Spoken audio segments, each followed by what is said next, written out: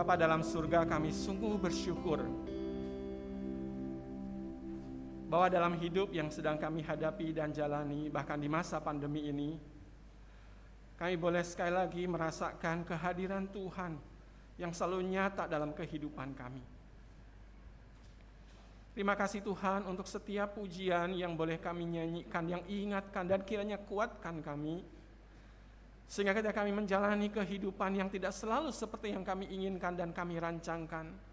Karena sungguhnya ada rancangan dan jalan Tuhan yang jauh lebih tinggi, yang jauh lebih mulia, yang sedang Tuhan nyatakan di dalam dan melalui kami.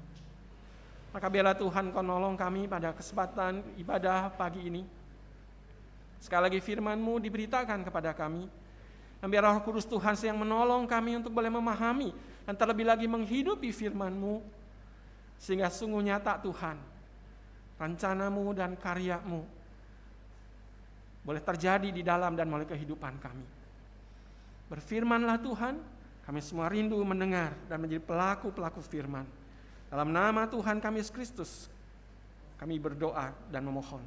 Amin. Silakan duduk. Shalom jemaat dikasih oleh Tuhan.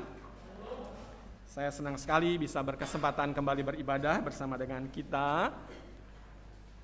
Di dalam masa-masa pandemi ini, betapa berharganya kesempatan boleh memuji Tuhan, boleh bersama-sama menggumuli firman Tuhan.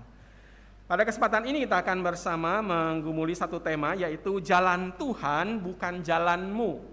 Jalan Tuhan bukan jalanmu. Mari kita buka Alkitab kita dari kitab Yesaya pasal 55. Kita akan membaca ayat yang ke-6 hingga ayat yang ke-11. Saya mengundang jemaat untuk membuka Yesaya pasal yang ke-55. Kita akan membaca secara bergantian, mulai dari ayatnya yang ke-6 hingga ayatnya yang ke-11. Yesaya pasal 55. Kita akan membaca mulai ayat 6 hingga yang ke-11. Jika Bapak Ibu sudah mendapati bagian ini, mari kita membacanya secara bergantian. Saya akan bacakan ayat 6 bagian yang genap. Bapak Ibu silakan baca ayat yang ke-7, ayat yang ganjil, bergantian seterusnya hingga ayatnya yang ke-11. Demikian firman Tuhan. Carilah Tuhan selama Ia berkenan ditemui. Berserulah kepadanya selama Ia dekat.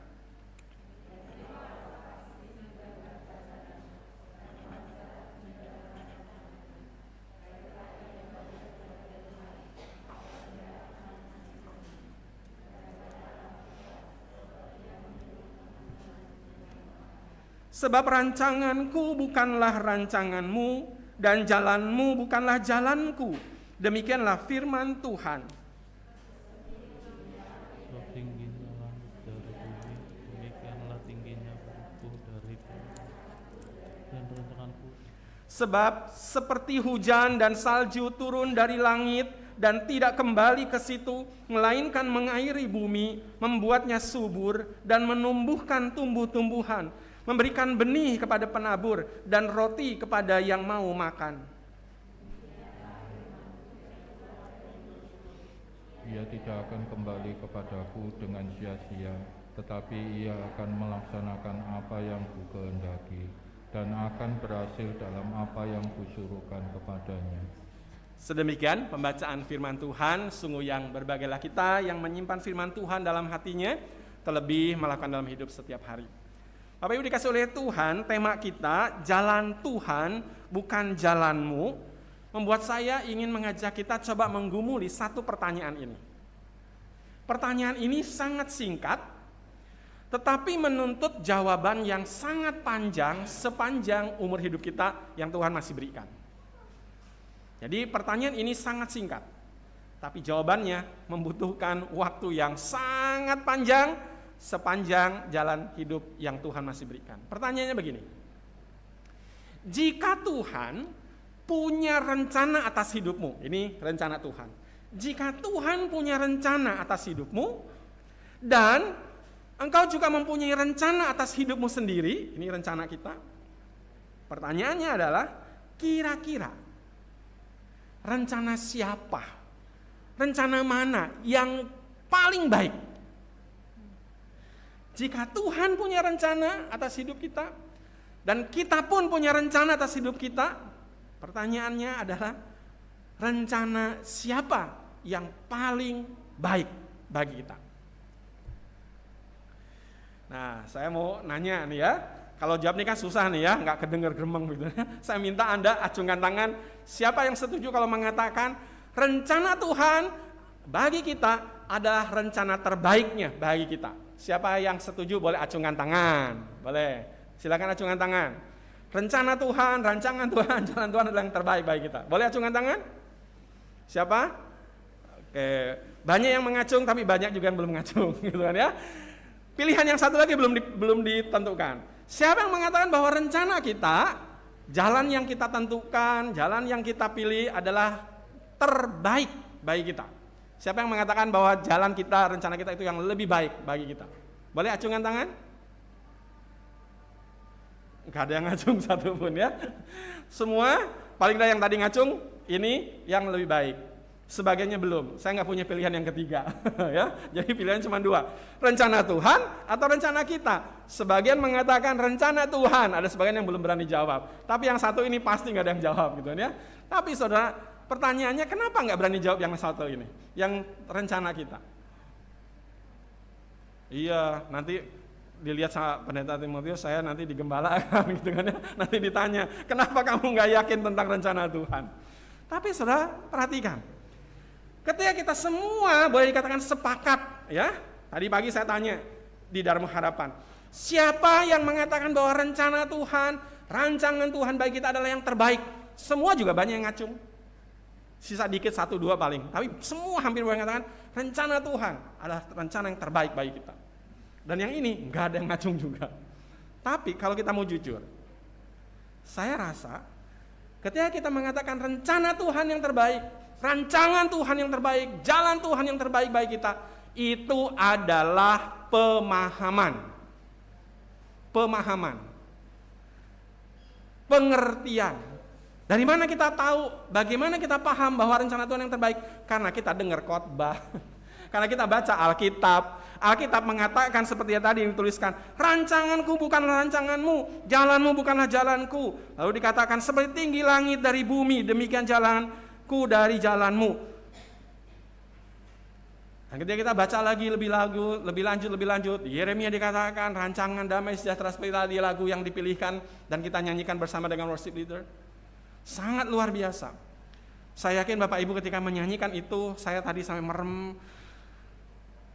hati saya penuh. Hati saya tersentuh. Kenapa? Karena saya merasakan Tuhan, ya, lagu itu diambil dari Alkitab, terinspirasi dari firman Tuhan. Yang dikatakan bahwa firman Tuhan tidak akan kembali dengan sia-sia. Dia akan lanjut dan akan bertumbuh dalam hidup setiap orang yang Tuhan kerjakan melalui ketaatan akan firman. Tapi saya pikir-pikir, Tuhan sungguhkah saya di dalam perkataan dengan mulut saya itu juga sama dengan hidup saya meyakini apa yang Tuhan katakan? Saya khawatir itu hanyalah sekedar pemahaman, pengertian. Iya, saya ngerti, saya baca Alkitab. Oh ya, saya paham diterangkan dalam khotbah. Tapi kalau ditanya, apakah itu bukan hanya sekedar pemahaman atau pengertian, tapi juga itu adalah pengalaman iman kita? Apakah sungguh itu bukan hanya keluar dari mulut kita, waktu diajak nyanyi, nyanyi, diajak diulang, disuruh diulang. Saya bersyukur sekali tadi ada kesempatan bisa memuji Tuhan dengan sangat sungguh menikmati. Jarang-jarang saya bisa menikmati ibadah, menyanyi dengan begitu betul-betul merespon ajakan-ajakan yang tadi worship leader ajak kita nyanyi. Pilihan lagunya begitu menyentuh. Dan pas karena saya mempersiapkan khotbah ini, ketika saya dengar lagunya, ketika kita nyanyikan, itu sesuatu yang sangat luar biasa. Tapi tadi sampai saya merem, Tuhan, sungguh ini bukan hanya keluar dari mulut saya, tapi sungguh itu adalah hidup saya.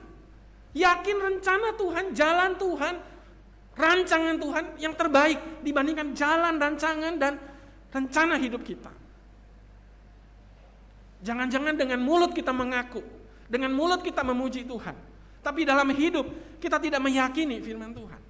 Dalam hidup kita tidak mau mentaati apa yang Tuhan rencanakan bagi kita. Memang ini adalah dua pilihan yang tidak mudah. Ada satu puisi yang judulnya The Road Not Taken. The Road Not Taken. Ini sebuah puisi yang di dalam kelas-kelas sastra itu beberapa dosen yang tahu biasanya akan pakai ini untuk mencoba menggali dan mengkaji bagaimana keindahan puisi ini. The Road Not Taken ini diinspirasi ketika seorang itu sedang berjalan masuk ke dalam hutan. Ketika dia sedang berjalan menyusuri jalan, tahu-tahu jalan itu terbelah dua, ada dua cabang. Dan itu seperti gambaran hidup kita. Kadang kita diberikan pilihan yang kadang membuat kita menjadi sulit mengambil keputusan. Dua jalan ini, yang satu ke sebelah kiri misalnya, itu jalannya sudah kelihatan, tanahnya sudah terbuka, rumput-rumput tidak menutupi. Ujung jalan cukup jauh bisa dilihat, sehingga menimbulkan sebuah harapan, memberikan keberanian, dorongan untuk mengambil pilihan jalan kiri. Tapi jalan yang ke kanan penuh dengan rumput, tanahnya tertutupi, ujung jalan tidak kelihatan. Kenapa? Karena jalan ini jarang dilalui, jalan ini belum dilalui. Itulah the road not taken, jalan yang belum dilewati. Dan bukankah kadang ketika kita diberi pilihan memasuki sebuah perjalanan, kita tidak tahu mana yang harus dipilih. Tapi kalau dilihat-lihat, oh yang ke kiri udah biasa, oh saya pernah mengalami, oh saya pernah menjalani. Ya sudah, kalau gitu saya putuskan seperti ini, saya rancangkan begini. Kalau ke kanan, Tuhan janganlah Tuhan, saya belum pernah mengalami hal yang seperti ini, pandemi, kerja jadi karuan, harus diputus pekerjaan, harus cari pekerjaan baru, mohon maaf, keluarga saya ada yang meninggal, pegangan saya hilang, the road not taken. Tuhan nggak enak, asing, menakutkan, meragukan, membuat saya tidak nyaman, bahkan saya terancam, saya tidak tahu, the road not taken, jalan ini belum pernah dilalui. Saudara, kita ada dalam minggu kedua, di bulan Desember, sebentar lagi kita akan mengakhiri tahun ini. Dan di depan kita akan ada tahun baru, 2022. Saudara akan melihat tahun 2022 ini apa? New Year atau New Fear? Tahun baru atau ketakutan baru? Ketika kita menyanyi Tuhan, Engkau menetapkan langkah-langkah orang. Apakah kita sungguh mengatakan itu dengan mulut dan akan menjalani dengan hidup?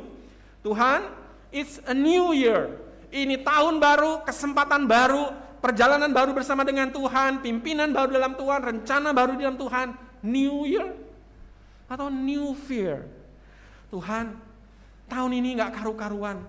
Saya gak tahu harus menjalani kehidupan. Saya takut memasuki tahun yang akan datang. Kenapa? Karena itu hanyalah ketakutan yang baru. Saya belum lihat ada apa di sana. Saya belum tahu harus ngapain di sana.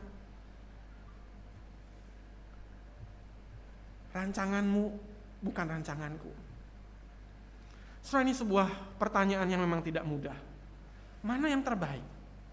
Ini bukan hanya sebuah pertanyaan yang dijawab dengan mulut, tapi harus hidup. Itu jawaban kita sepanjang umur hidup kita. Saudara, dalam pergumulan inilah kita melihat bagaimana kitab Yesaya mengajak kita untuk melihat.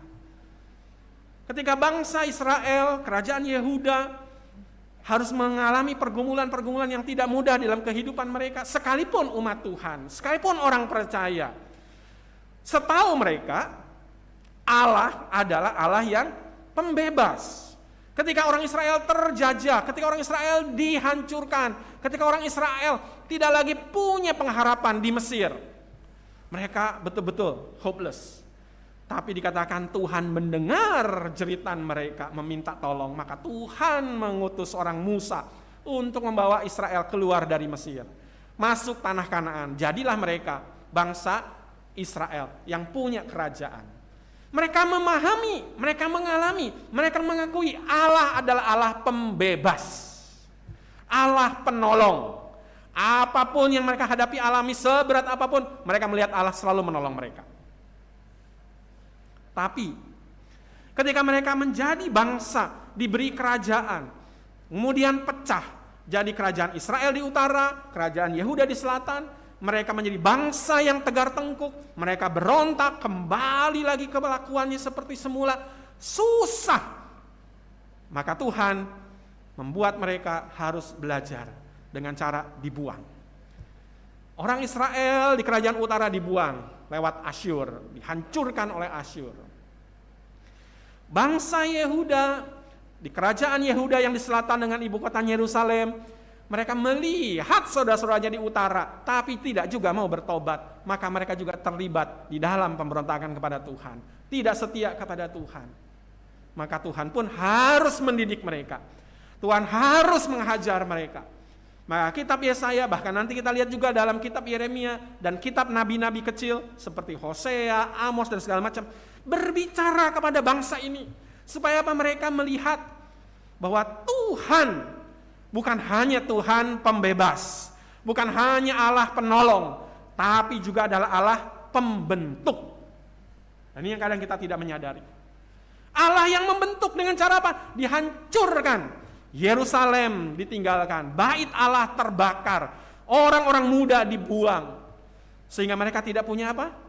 Satu, tidak punya lagi tempat ibadah, dan itu menjadi sentral bagi bangsa Israel. Mereka kehilangan tempat di mana Allah menyatakan kehadirannya, itu hancur, dibakar. Semua peralatannya diambil oleh Nebukadnezar. Itu betul-betul sesuatu yang tidak masuk akal dalam pikiran orang Israel. Bagaimana mungkin Allah membiarkan tempat kediamannya, tanda kehadirannya di tengah umat dihancurkan, bahkan dihina dengan cara begitu rupa. Tapi jangan lupa, nanti keturunannya dari Nebukadnezar dan segala macam, dalam kitab Daniel kita lihat Allah pun menghukum mereka yang berlaku kurang ajar di hadapan Allah. Belsasar mati ketika sedang berpesta memakai alat-alat dari rumah ibadah.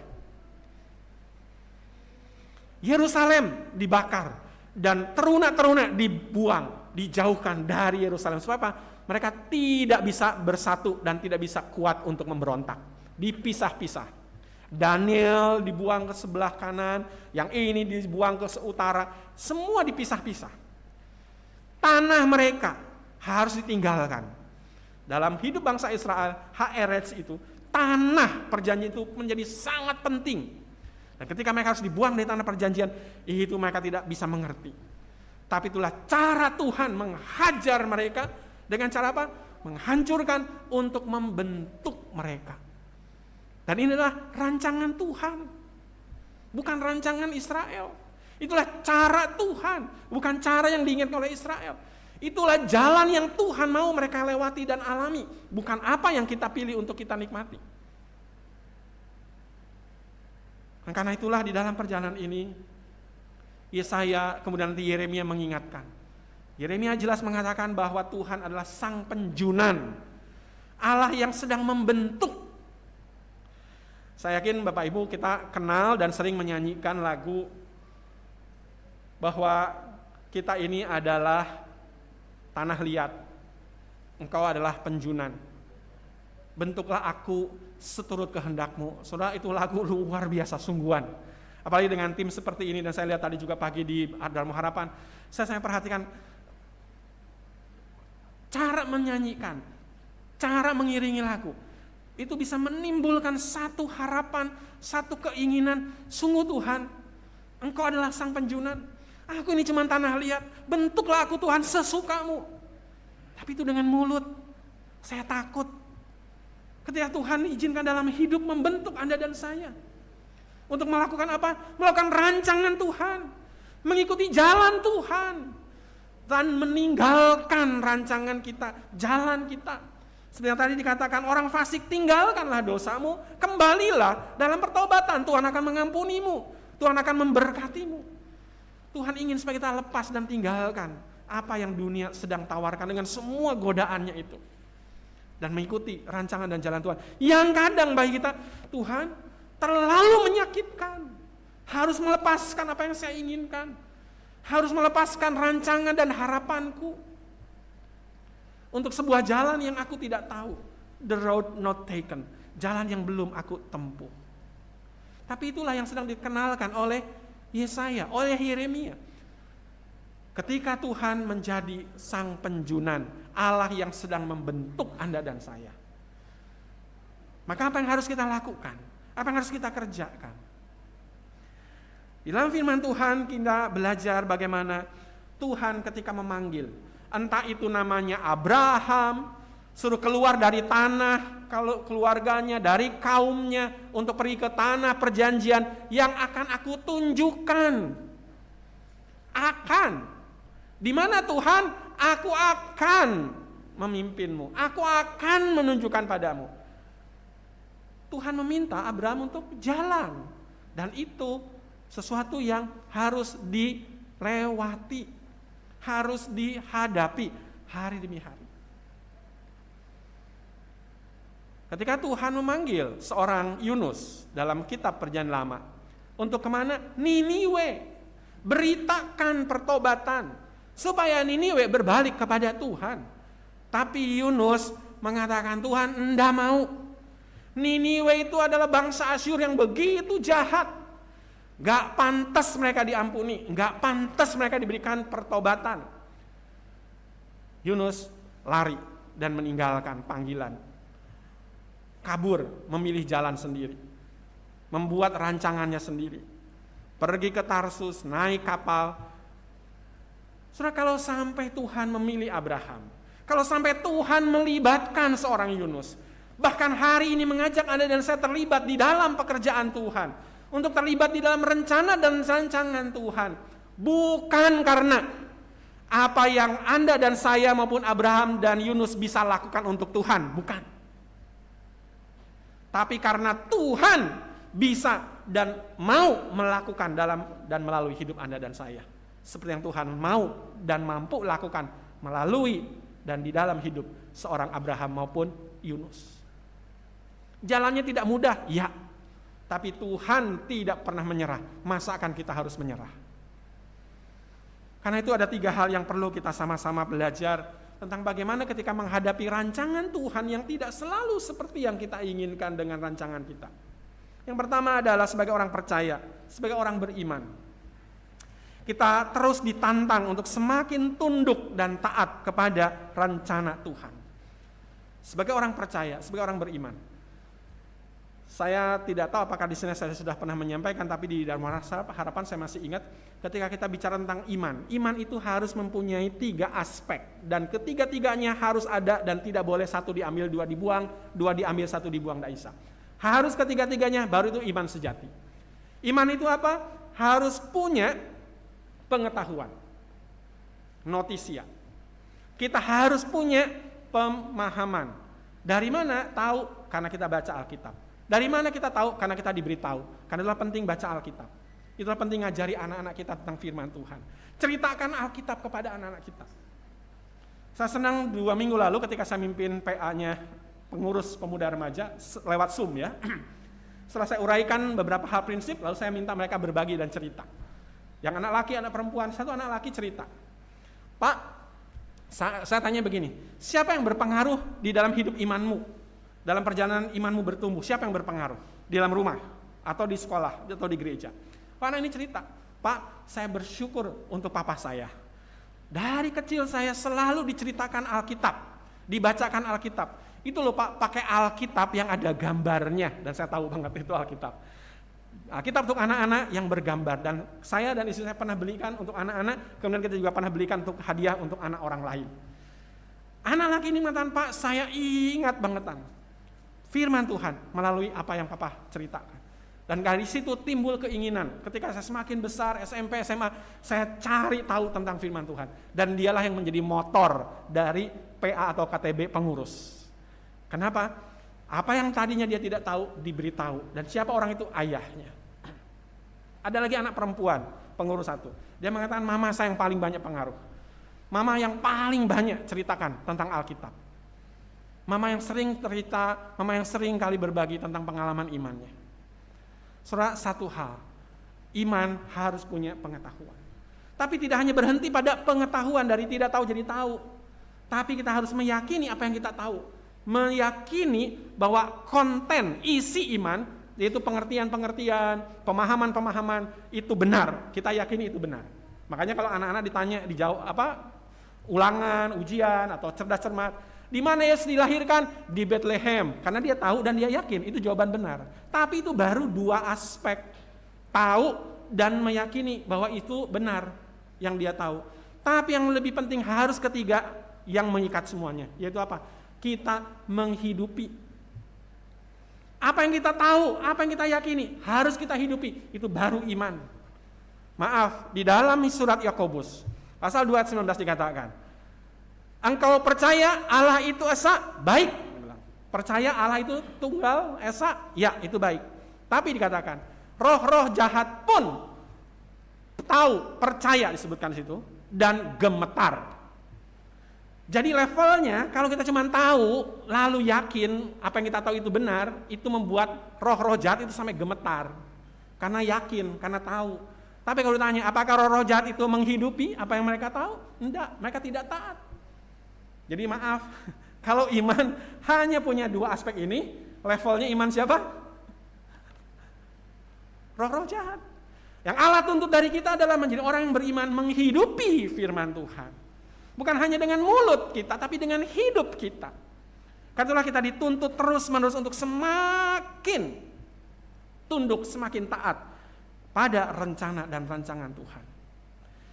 Apalagi dikatakan kualitas rancangan Tuhan dengan rancangan kita jauh berbeda. Ayat 9 dengan jelas disebutkan bahwa rancangan kita dengan rancangan Tuhan bedanya apa? Setinggi langit dari bumi.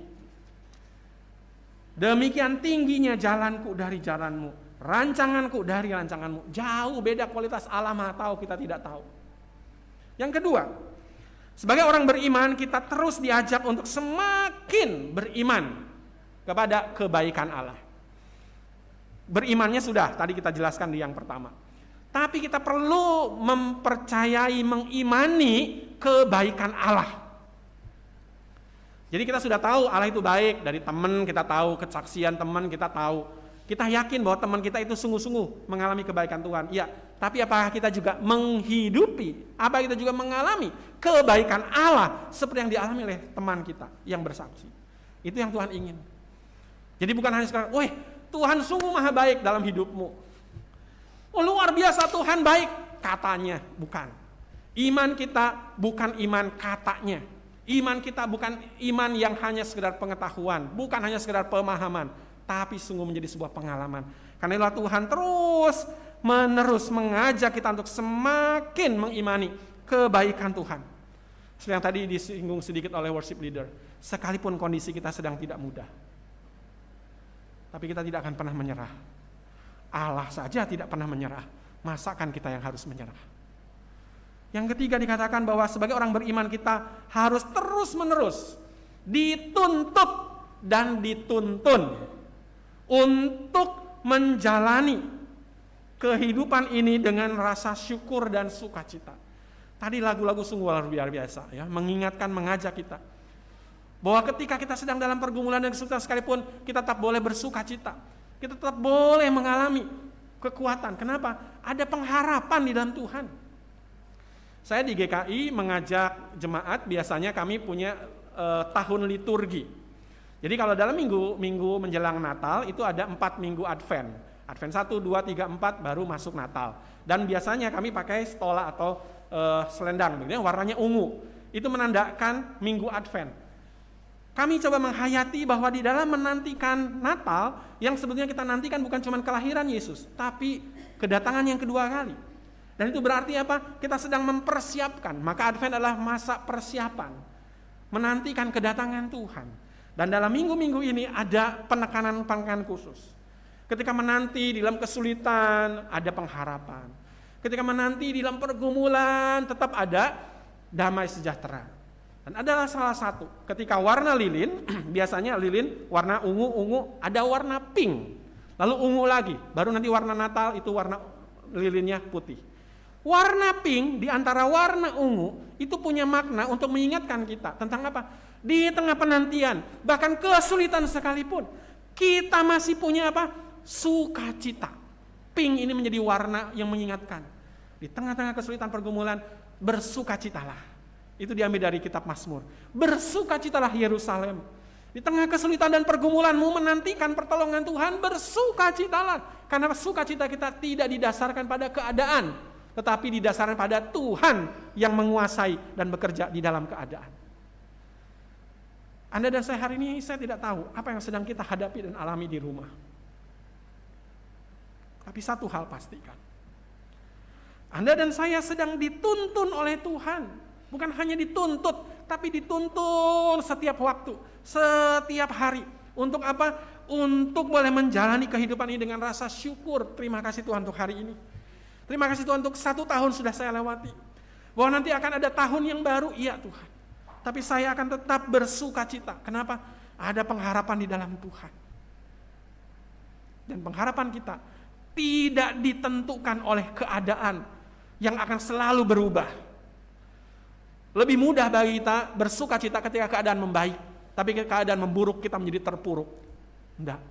Kita dipanggil tetap boleh meyakini bahwa Tuhan sedang menuntun kita melewati, menjalani setiap keadaan. Itu sebabnya kenapa dalam firman Tuhan digambarkan dan ditunjukkan bagaimana setiap Anda dan saya dipanggil untuk meyakini Dia adalah Allah, bukan hanya penolong, bukan hanya Allah pembebas, tapi Dia juga adalah Allah pembentuk. Allah sedang membentuk kehidupan kita melalui pandemi dengan segala hal yang terjadi dalam hidup Anda dan saya.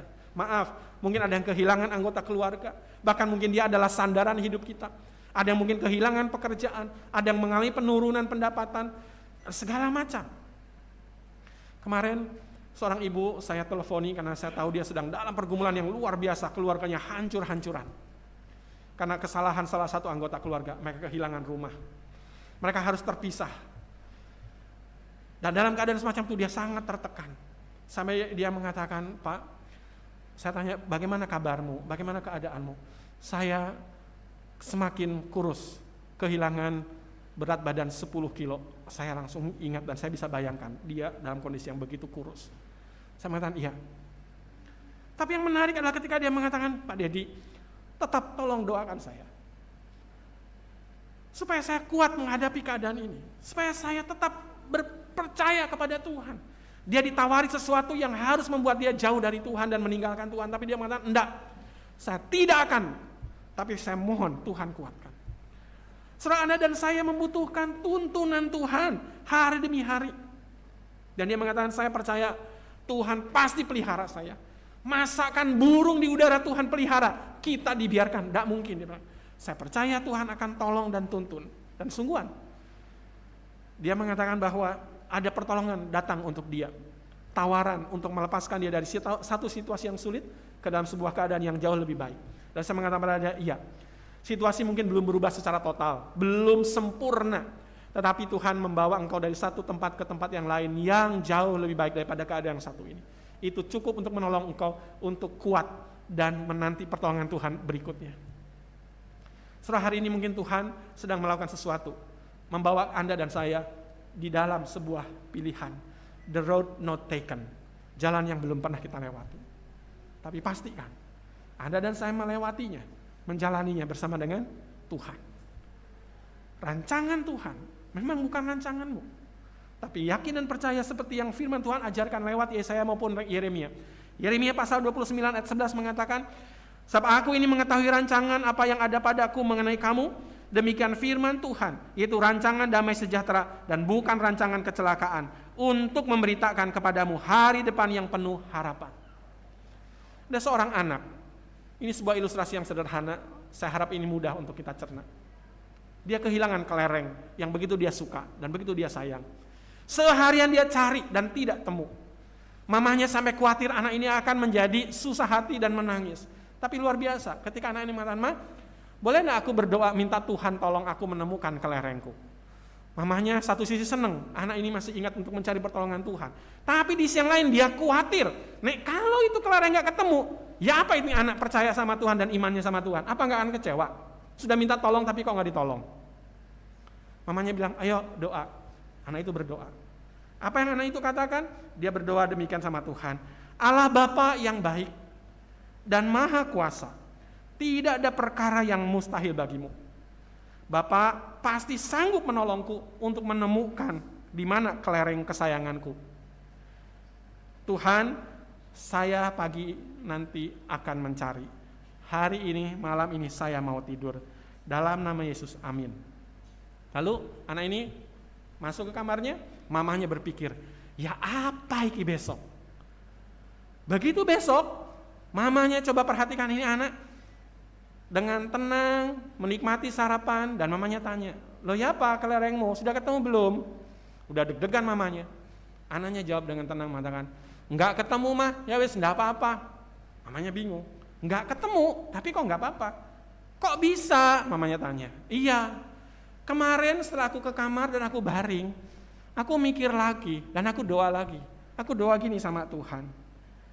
Tuhan, kalau besok Tuhan izinkan aku tidak menemukan kelerengku, biar Tuhan tolong aku untuk melupakan kelereng kesayanganku. Jadi enggak apa-apa mah, kalau itu enggak ada ya sudah enggak apa-apa. Tuhan tolong aku untuk lepaskan. Saudara, kadang cara Tuhan tidak selalu memenuhi harapan kita. Bahkan kadang Tuhan dorong Anda dan saya untuk lepaskan. Untuk apa? Supaya tangan kita bisa meraih tangan bahkan berkat Tuhan yang kita tidak pernah dapatkan sebelumnya.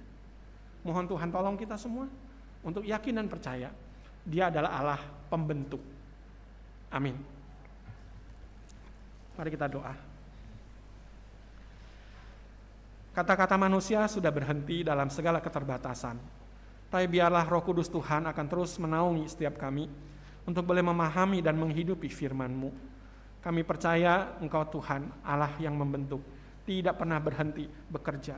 Engkau Allah yang tidak pernah menyerah untuk boleh menjadikan setiap kami, pribadi lepas pribadi, seturut dengan kehendak-Mu. Sebagaimana harapan dan kerinduan gereja Isa Al-Masih ini, menjadi pribadi-pribadi yang dewasa di dalam Tuhan. Jadikanlah kami demikian. Di dalam nama Tuhan kami Yesus Kristus, kami mohon dan berdoa. Amin.